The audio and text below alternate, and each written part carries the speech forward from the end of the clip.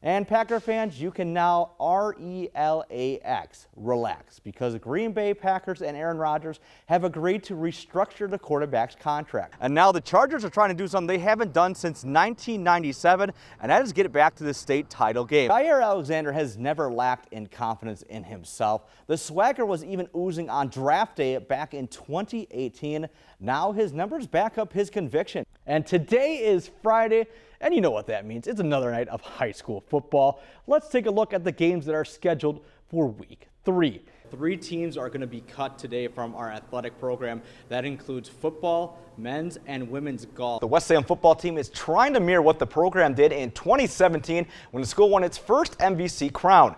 Last year was not as kind to the Panthers after they started 6-1 and then dropped their final 3 games, including an early playoff exit in Level 1. It doesn't matter whether they're a freshman or a senior. The scholarships will hold for 4 years here for St. Cloud State. And of course, for the athletes that do want to transfer out, they were told as well that the transferring scripts and papers will be released as soon as possible. Again, we'll have the highlights here tonight on News Channel 7. And Matt, you couldn't ask for perfect weather. This is playoff football weather here in Wisconsin, so it is set to be a good one. Crowds are filing. We got the band playing. We're all set for a good one.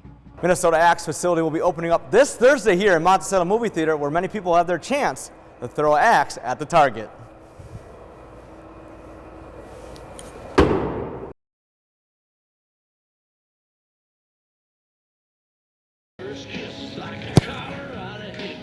For SCSU kicker Adam Stage, playing college sports is something you dream of, but to break a school record is an incredible feeling. It feels pretty cool. Stage found out that he broke the school record for most field goals made during a game against Concordia St. Paul. Figured out actually on the field right after I kicked the field goal to tie the game by a couple of our assistant coaches. And it was a great feeling, especially with all the hard work that not only me, but Holder, John Solberg, and the snapper Parker Buckley and I, we've all kind of gone throughout the years, and all the guys up front. So it was really cool to see that all of us and all of our hard work was able to pay off and be able to do it midway through the season this year.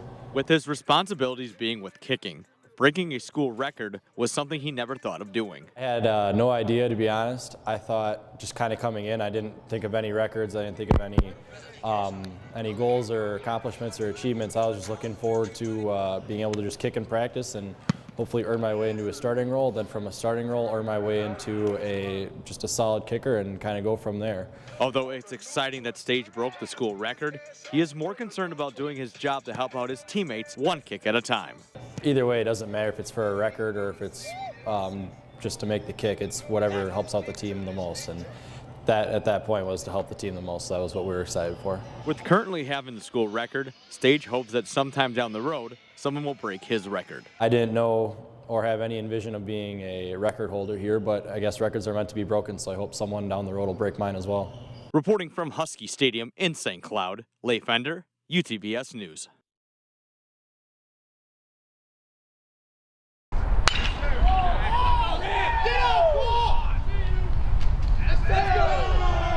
It may be fall, but it hasn't stopped the SCSU baseball team to hit the field in the offseason. I'm real excited. It's always a good time here playing against each other. Red-White series, best time in the fall.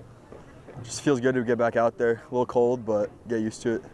Although the players are excited to get back on the field, the most important thing is building team chemistry. Big part of it is going to be team chemistry and just following the ropes with the older guys. The new guys, they're not much younger, but new to the system, new to everything, and we got to show them around. And team chemistry, I think, is a big part of that. Yeah, just be with the boys. I think past 2 years in JUCO, it's kind of taught me the grind of baseball. So I'm just looking forward to having like a good time with the guys and obviously winning some baseball games and creating that team bonding. And I don't know, I just love hanging out with the guys and having a good time. You know, baseball is great when you have a great team and a bunch of great guys. So it's been fun.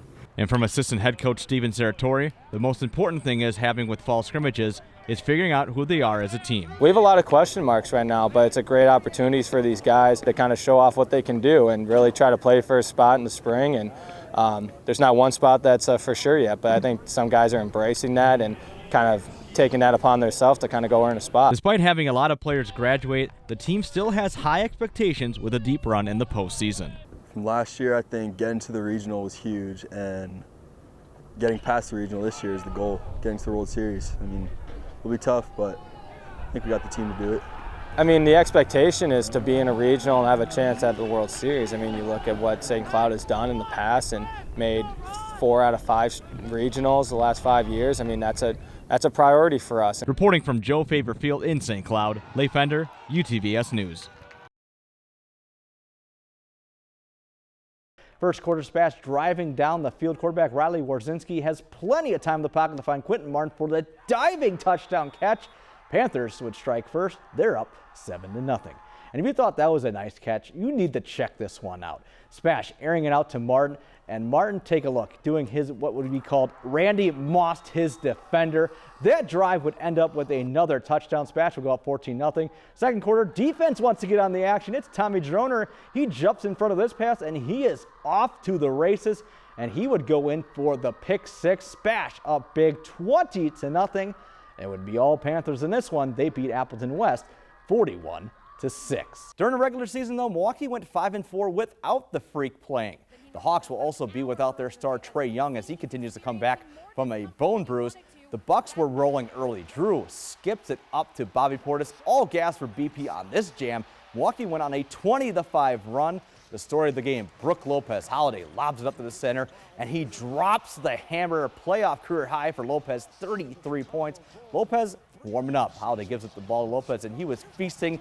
He helps put the Bucks up by 20. Corey Spartans football team is one game away from reaching that state championship game, and the only thing standing in their way for the Spartans are the Winona Windhawks. This will be a good battle as we start with the opening drive in the game, and Ricori as quarterback Jack Stile sneaks it in. Ricori strikes first, up 7-0. Later, Ricori punting inside their own 10, and the snap goes over the punter's head, and Winona's Aaron Witt dives on the loose ball, and just like that, the game is tied up at 7. On Winona's next offensive possession, Jackson Nibelink decides to keep it for himself, puts on the moves and shoulders over the defender into the end zone.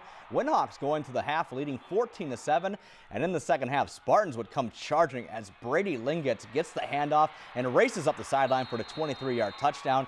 Game is tied at 14, and from there, Spartans would keep their foot on the pedal as Stile again keeps it on the read option, bursts to the sideline, and dives on the pylon for the impressive touchdown, as Stile would have 5 touchdowns in the game, along with the defense forcing 5 turnovers. And Ricori moves on to that championship game after defeating Winona 48-24, and the Spartans will take on SMB Wolfpack on November 29th at 4 o'clock p.m.